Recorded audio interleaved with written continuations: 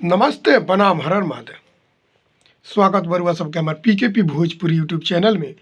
और हम बानी आप सबके छोट भाई प्रेम कुमार प्रेमी। जी हाँ, फिर एगो बहुत बढ़िया अपडेट लेके हम आइल बनी। बहुत ही खतरनाक अपडेट बा।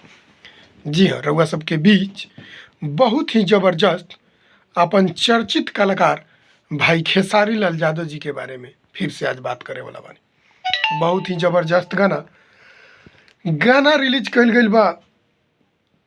कुछ मतलब कुछ देर यानी कल ही आई। बहुत जल्द गयानाक म्यूजिक से रिलीज है।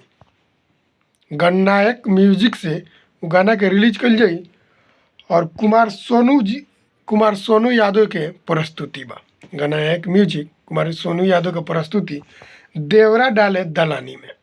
जी हाँ, देवरा डाले दलानी में बहुत ही ज़बरदस्त गाना खेसारी लाल यादव जी के रिलीज कल जाए। जी हाँ, वो गाना के लिखले बनी पवन पांडे जी और म्यूजिक दिले बनी दीपक दिलकश जी। बहुत ज़बरदस्त म्यूजिक। और वह सब जानते बनी कि पवन पांडे के लिखल रामायण कहियो फेलिया लाना। तो पवन पांडे जी के लिखल गाना बा गणनायक म्यूजिक से रिलीज हुई। देवरा डाले दलानी में खेसारी लाल यादव जी के गावल गाना बा। बहुत ही ज़बरदस्त एकरा के वीडियो के साथ रिलीज कल जाए। बहुत ही ज़बरदस्त गाना बा।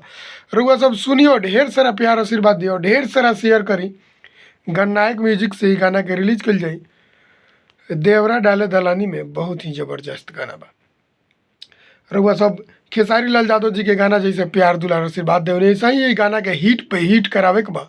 अब बहुत ही ब्लॉकबस्टर करावे के बा। रउआ सब सुनी, जैसे रिलीज है रउआ सबके बताए। और ढेर सारा प्यार आशीर्वाद दी और हमारे वीडियो के शेयर करी। और सब्सक्राइब जरूर करो हमारे पीकेपी भोजपुरी यूट्यूब चैनल के। और लाइक करके जाए वीडियो के। प्रणाम।